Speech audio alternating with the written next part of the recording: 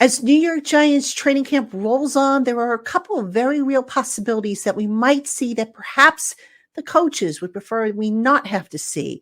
And speaking of which, I have a couple of things that I've seen in training camp this summer that I really hope don't follow the Giants into the regular season.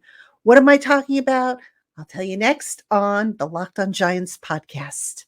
You are Locked On Giants, your daily New York Giants podcast. Part of the Locked On Podcast Network, your team every day.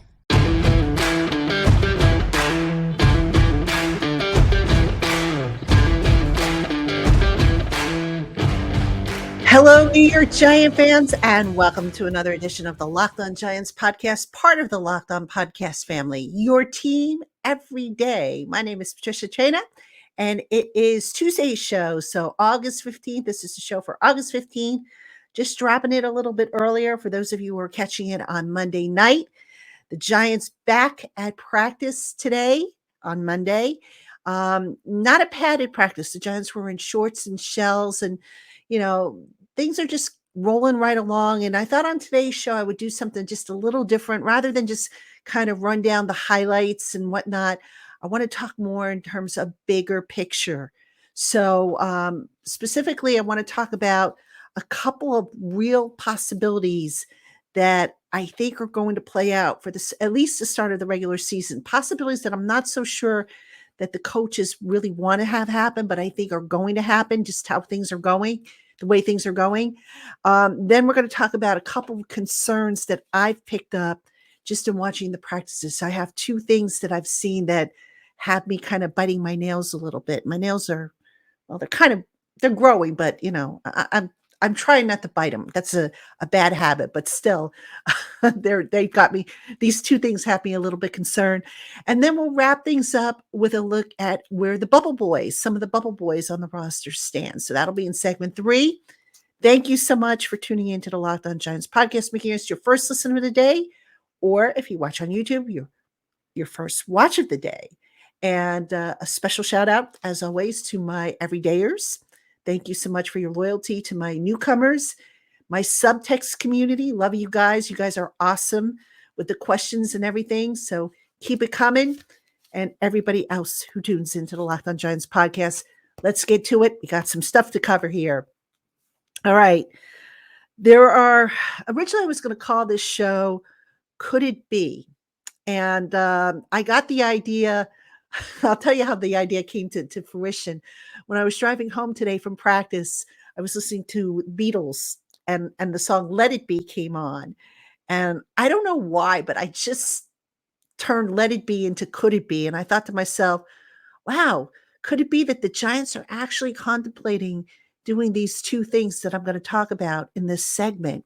And gosh, I hope they don't, but it's a very real possibility. And I'm sorry, 3 things, not 2 things. I have 2 bullet points, but it's actually 3 things. So let's get into them.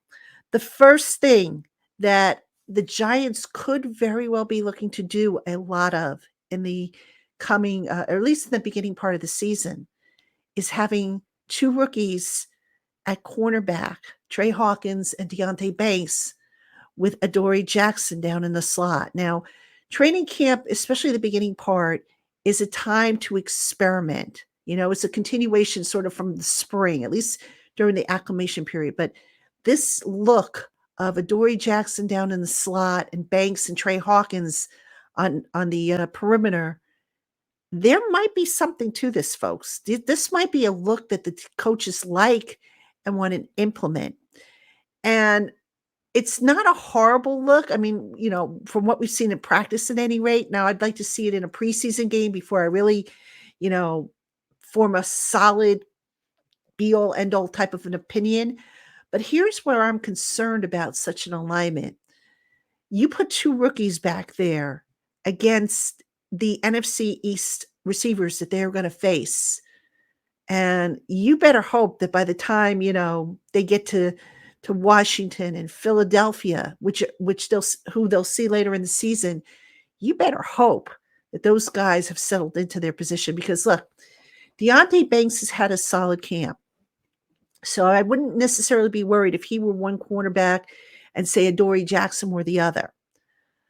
Trey Hawkins has had a nice camp too, but there's been some areas where he's been beaten. And I just feel like, if they are looking to start with that combination, Hawkins and Deontay Banks against Dallas and those receivers, and then put Adoree down in the slot, I'm not so sure I want to see that. Maybe here and there, but I would rather Adoree, at least for the start of the season, I'd rather Adoree be on the outside because you got to have, one solid guy who can track down, the opponent's number one receiver. And Adoree's got to be that guy, in my opinion. So, I say this having not seen that combination in a game. I see it in a practice. And sometimes in a practice, you don't know if, they're being instructed, or what they're being told to do. So it's kind of hard sometimes to say, okay, the defense won that rep or the offense won that rep. But I would just feel a little squeamish, I think, if the Giants decided, okay, you know what? We're going to go with two rookie cornerbacks to start the season, and we'll put Adoree down in the slot. You know, and P.S. folks, I think one of the reasons why they've been playing Adoree down in the slot, first off, they've had injuries down there. Obviously, Aaron Robinson, he's still on PUP. They had been looking for him to maybe play that role. Cordell Flott, interestingly enough, they had been looking at him to maybe play down in the slot. But in today's practice, he worked primarily on the outside. So maybe they decided, okay, you know what? He hadn't really been making headway down in the slot. We'll try him on the outside, which is where I think he might be a better fit, to be honest with you. So that just leaves you with Darnell Holmes. And Darnell Holmes, I know a lot of you want to see him gone, but he's actually been, the best slot receiver that they've had. So you just wonder if, I always talk about matchup football. And, I don't get the sense that if Darnell Holmes makes it, that he's going to exclusively be the slot guy. I think they're going to move some guys down in there and try and, again, go for matchups. But just you got to think ahead to the future too, So I'm curious to see how that plays out. But again, I don't want to see two rookies on the perimeter, especially in that season opener against Dallas, a game that the Giants have to win if they want to take the division. They can't be, still playing around and experimenting, in my opinion, at least, in that regular season opener. But all right, the next thing that I think we're going to see is a rotation at left guard. Now, I am of the opinion that Ben Bredeson should be the starting left guard. Bredeson has looked the best out of all the offensive linemen not named Andrew Thomas. All right, let's call it for what it is. But you still get the impression that the Giants would like for Joshua Ezeudu to win that job. The problem with Joshua Ezeudu, though, is that at times he looks lost out there. Now, that could be because he missed part of his rookie season last year, and he's still trying to get comfortable. It could be that, maybe he's just not comfortable yet. I don't know. But Bredeson has looked to be the best candidate at left guard. Now, I could see a scenario where the Giants rotate those guys, maybe give Bredeson a couple series and then every third series give it to Ezeudu. I sure hope not. I am not a big fan of offensive lines that go through rotations like that. And usually it means that, if that happens, they're still trying to bring another guy up to speed or they don't know what they have there. In my opinion, just let Bredeson handle it. I think Bredeson has proven himself. And I think this is the last year of his contract. But if it is, I could see them bringing him back. I'd be stunned if they didn't bring him back. And, Ezeudu, like I said, he's still technically kind of like a rookie because he missed so much of his rookie season last year. So that's a scenario I hope they work out one way or another, that the coaches just say, okay, you know what, we're going to roll with Bredeson, but I do think they want to continue to get Ezeudu comfortable in that spot. The other thing that I think we could see happen is at inside linebacker 2. All right. I think in terms of that competition, Darian Beavers might have a slight advantage over Micah McFadden And I mean a slight advantage. So I would not be totally surprised if that competition ends in a draw and the coaches again go back to the old matchup football concept. Bobby Okereke, we know he's going to be the man. He is going to be the guy, the every down backer. He will probably wear the green helmet, the green dot on his helmet, excuse me. But that inside linebacker two spot, Beavers is more of a thumper. McFadden looks a little bit quicker from what I remember last year, but I don't know necessarily as a thumper, I wouldn't call him that. So I think we could very well be seeing a rotation at that spot. So, look, sometimes rotations aren't bad, but, ideally, wherever you can, you'd like to get stability, and have one guy who could basically do it all for you. And I know that's rare, but um, I think that's where they're headed with that position. So we'll see what happens in preseason game number 2, which Brian Dable hasn't said what the plans are yet for the personnel, but I would not be surprised if we see some of the starters in preseason game number 2 coming up on Friday.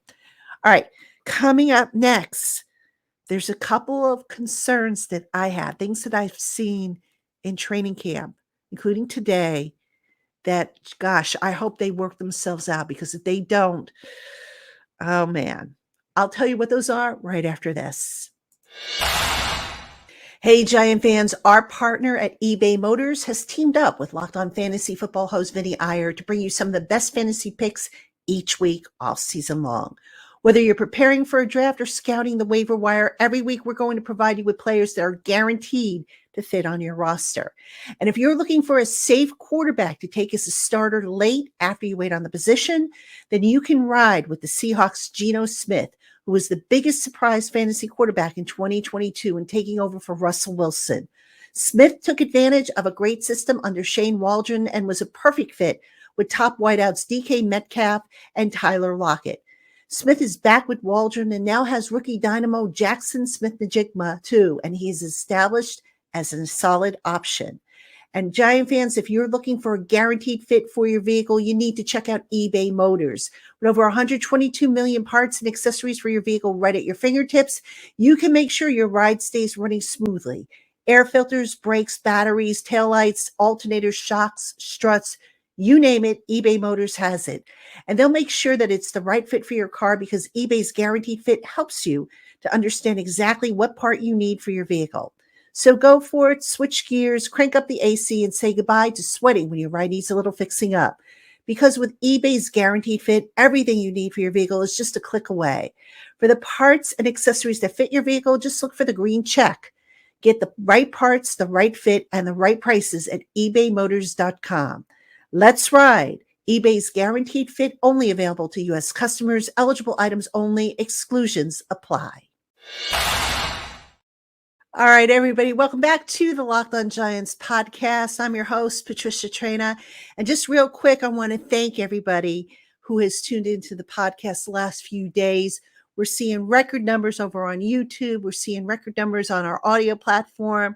So thank you so much for tuning in and supporting the Locked On Giants podcast. And you can continue the conversation with me on our subtext community. Just simply go to joinsubtext.com/LockedOnNY Giants. It's an opportunity to get custom alerts from yours truly, and also text one-on-one with me. I do special videos just for my subtext community. And I'm trying to roll out different features, new stuff to keep you guys engaged and show my appreciation. So the way it works, quite simply, you just sign up at that link, joinsubtext.com/NY, joinsubtext.com/LockedOnNY-Giants. You get a free 14-day trial. And if you like it, you do nothing and you just pay $4.99 a month there after your trial is over. If you don't like it, you just cancel and you owe nothing. And, obviously text and data message rates may apply depending on your carrier, but it's a great way to, keep in touch while I'm on the go and at the practice facility and whatnot. I always hear from my subtext community, And I'm always happy to respond to them as we go along. So just wanted to throw that out there. All right, let's get back to the program here. Couple of things that I have seen in camp that has me kind of nervous, if you will. And I'm reluctant to mention this first one because I know the second I mention it, people are going to go, oh my God, they're going to panic and they're going to be like, the sky is falling. And I want to stress that that is not my intention here in mentioning this first item on the list. This is just an observation that I have made. This is a concern I have given the circumstances. There's still a lot of preseason left for things to straighten out, but time is running short. So what am I talking about? I'm talking about Evan Neal. Now, of all the players, you never want to see any player get injured, obviously, but of all the players to have to miss time, Evan Neal was one guy that you really wish wasn't sidelined with an injury. All right. Now, to give you guys an update on where he's at, he is still in the protocol, but he has advanced to non-contact, meaning that, he can go out there on the field and participate in drills so long as it's non-contact. He's wearing the red jersey. Today at practice on Monday, he did the individuals and he did some of the walkthrough stuff, did not partake in the 11-on-11 and the 7-on-7 stuff, the stuff that was moving a little faster. So a precautionary thing. Now, given what we know about Evan Neal and how he struggled last year and how he's been working his tail off to find that comfort level in his stance, the last thing he needed was an interruption in that whole process. For him to, have to miss it, I think this is going on his second week now that he's missing time. That was not needed, in my opinion. So today, while I was watching Evan Neal go through the walkthrough, not the walkthrough, the install period, one thing kind of jumped out at me, and this also kind of jumped out at me before he got injured. And I hope it gets ironed out because if it doesn't, God help everybody. But anyway, what I saw from Evan Neal, I'm not so sure he has found a stance that he is comfortable in. And by that, I mean, he'd line up in his stance and he fidgeted a lot. It was like he was making adjustments, constantly making adjustments. Maybe he was too high. Maybe he was too low. Maybe his butt wasn't sunk enough. I mean, it looked like he was still trying to find a comfort level. And the fact that, if I'm right with my observation here, if he doesn't have a comfort level yet, the time that he's spent injured, rehabbing from his injury, gosh, I hope they pick it up quickly with him because, I go back to the off season and how, when I spoke with Willie Anderson, he said, look, we were working on different stances and different ways for Evan to get comfortable in his stance. And even Evan, when we spoke to him in the spring, said he was still trying to kind of find that comfort level. I don't know if he's found it yet, folks. And I sure hope he does soon. Because, if he doesn't, say a prayer for Daniel Jones, because it could get ugly if he doesn't find a comfort level. So that's probably right now one of my top concerns from stuff that I've seen lately. Now, I don't know if Evan Neal is going to be cleared to return to full practice this week. We'll see what, tomorrow or actually what Tuesday brings. Even if it does, will he be ready for a game? But, look, I'd like to see him get in a game before the preseason is over.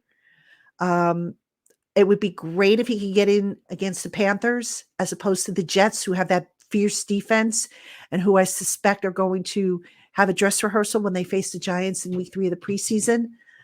Just kind of let Evan Neal get his feet wet. But I don't know right now if that's going to happen. Too early to say, but certainly something to keep an eye on, I think, as we go forward in the week.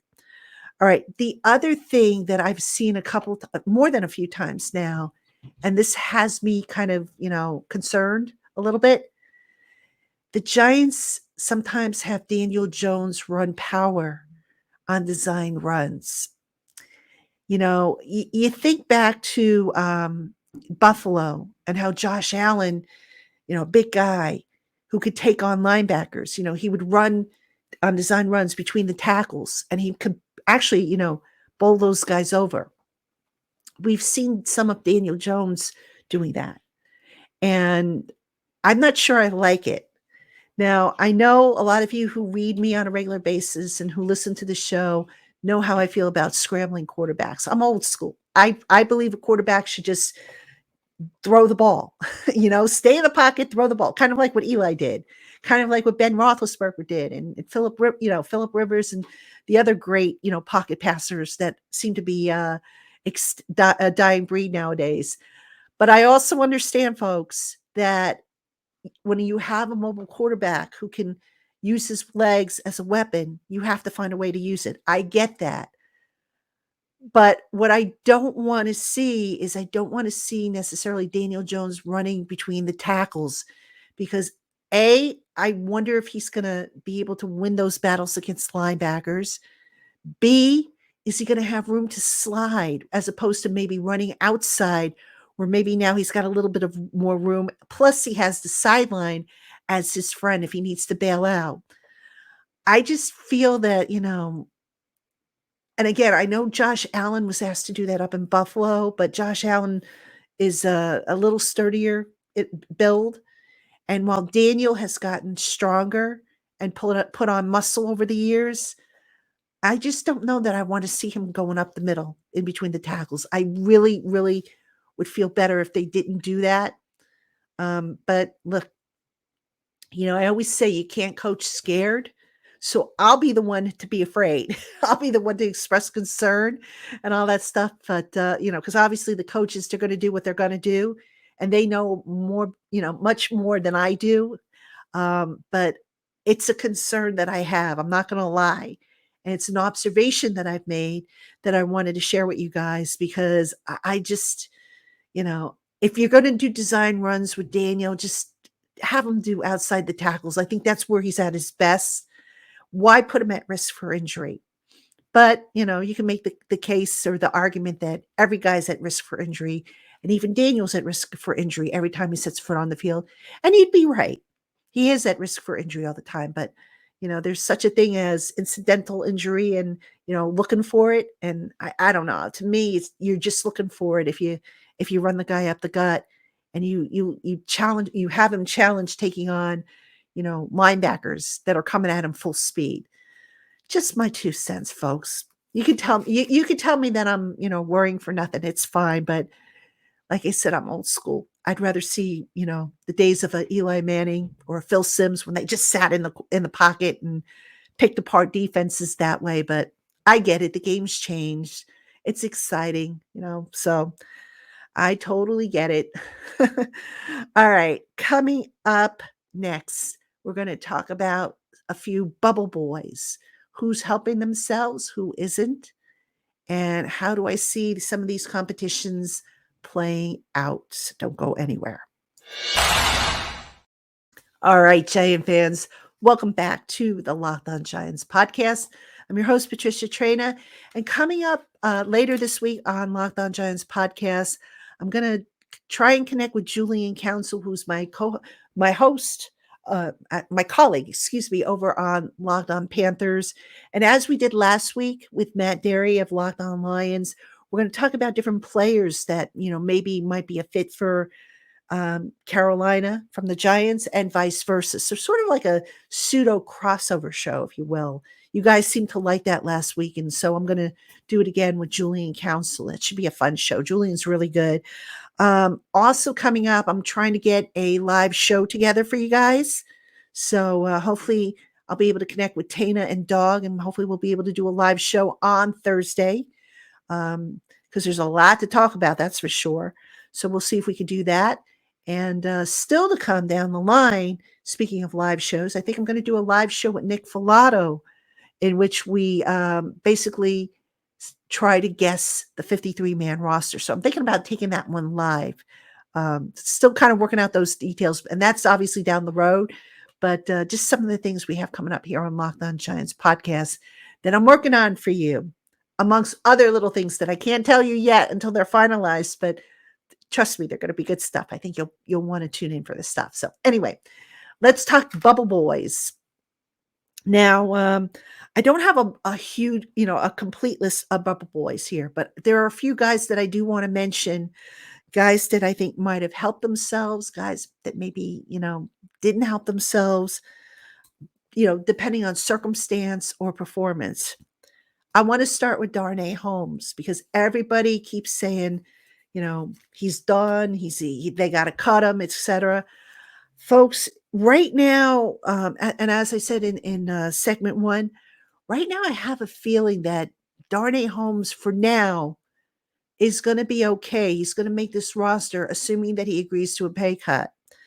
Because as I've said before, not the injuries at slot cornerback, the fact that Cordell Flott hasn't really stepped up and, made that position his own, the fact that they don't have Aaron Robinson in there, they may have to stick with Darnell Holmes by default. He might be their primary guy. And then, like I said, you might see some, occasionally you might see Adoree Jackson down there. You might see Xavier McKinney in there. Nick McLeod's been injured. He was another guy they were looking at, for that role. So I just have a feeling that right now, Darnell Holmes, like you said, if he takes a pay cut, I think he should be okay. I think he might make it as of this recording at any rate. We'll see what the next couple of weeks brings on, but I'm talking as of this recording.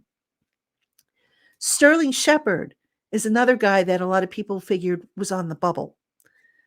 I'm not so sure that that's the case, folks, because as with anything, the more you can do, the better. And people will say, but Pat, he doesn't play special teams. So how can you justify carrying Sterling Shepard? Well, folks, Sterling Shepard can line up in the slot and he can line up outside. And we saw some formations today in practice. There was one in which Shep was lined up wide, Cole Beasley was in the slot, and Jamison Crowder was on the other side of the trip formation, which is 3 guys, in kind of like a triangle. They call it a trip formation. So they have guys and they're moving them around. I mean, I see a lot of trip formations, like I said, where it's like, okay, which guy is going to emerge from that little bunch as your receiver? And Shep has been in the slot. He's been outside. People say, well, look, don't they have to keep one of Beasley, Shep, and Crowder? I think they keep 2 of those guys. And right now, if I had to take a guess, it's going to be Shep and Beasley. So I'm not so sure Shep is on the bubble. I think he would have to, God forbid, have a setback in his, his comeback as he ramps up from PUP.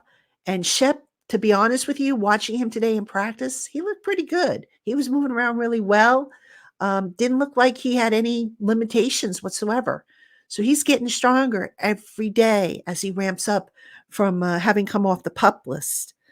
So curious to see how that plays out, because right now, if you were to ask me, how do I see the receiver, the bottom of the depth chart playing out at receiver? It's a toss up. I might as well just take a pair of dice and roll it. So hard to give you an answer right now on that. All right. Another guy who I initially thought might be a bubble boy, but he is making a strong push for a roster spot, is Jordan Riley, interior defensive lineman.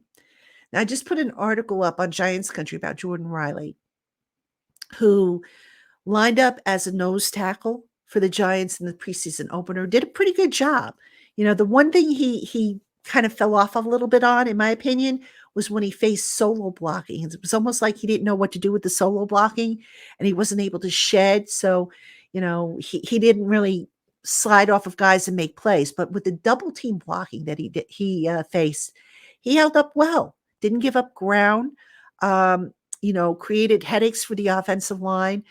Jordan Riley's playing with confidence. And initially, I felt that given how he bounced around from, he was at JUCO level, he was at Nebraska, then he went to Oregon, the production really wasn't there. He didn't really settle down. This kid's taking to the game pretty quickly. Now, does he make the 53-man roster? I think he has a better chance than I might have thought, at the start of training camp. But again, there's 2 more weeks left, and we'll see where he fits in. Now, interestingly enough, the Giants activated DJ Davidson, interior defensive lineman, off a pup today, Monday. Davidson, I'm pretty sure Davidson's not going to make the 53. I think Davidson, they're going to try and slide him through to the practice squad.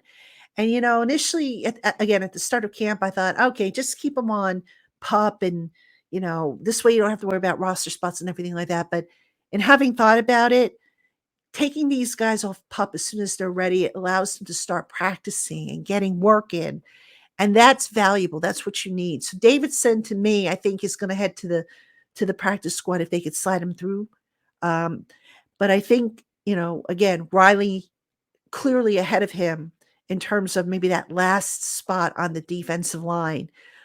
So Riley, good on him. Great guy, by the way. We had a nice chat. Myself, Ed Valentine, Art Stapleton, we all interviewed Riley today. Super guy, and very confident too. So that's good to see. You want to see that in your rookies. The last guy I want to mention is DeSean Corbin, running back. Now, I spoke about Corbin in another podcast. I talked about how in the game against the Lions, Corbin was the best pass blocker of the running backs, at least in my opinion, he was.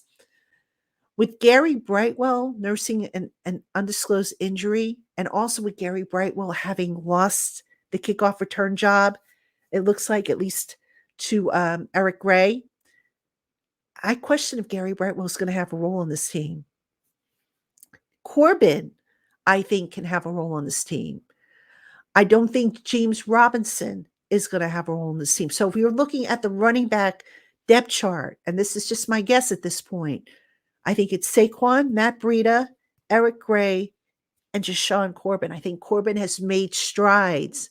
He started off at the bottom. He has made strides to where I think he could conceivably come off the bubble and get into that 53-man roster if the Giants go with 4 running backs.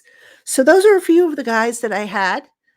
There'll be others. I'll probably do another show, with at least one segment on all the bubble boys. I'll go down the roster and just kind of figure out who's who. There is one last thing I want to mention before I close the show out. And, this is in response to, some of you who said, who expressed opinions about the offensive line the other day. Corey Cunningham just absolutely wetting the bed, and Wyatt Davis having his struggles. And the thing I want to leave you with is Cunningham. Yes, he did wet the bed. I mean, this is a guy who's been, an offensive tackle. He's played the position. So to see that performance that he turned in the other night, wow, yikes. But with Wyatt Davis, he was playing out of position. He's a guard, and they asked him to play tackle because they basically had nobody to play tackle. So I'm not quite ready to put Wyatt Davis on the bubble yet. I know a lot of you would just as soon see the Giants cut both of those guys yesterday, but I just feel I had to mention that because Wyatt Davis, watching him at guard, so much better. Sometimes when you ask a guy to play out of position, he's going to look like garbage. I think that's what happened. So I just had to, get that word of support in there for Wyatt Davis, but we'll see. 2 more preseason games to go. We'll have all that here on the Locked On Giants podcast, as well as further practice evaluations and analysis and anything else that pops up, all things New York Giants. So that's going to do it for us on today's show. Again, folks, thank you from the bottom of my heart for watching the Locked On Giants podcast on YouTube, listening to us on our audio platforms. It is greatly appreciated. We'll see you tomorrow.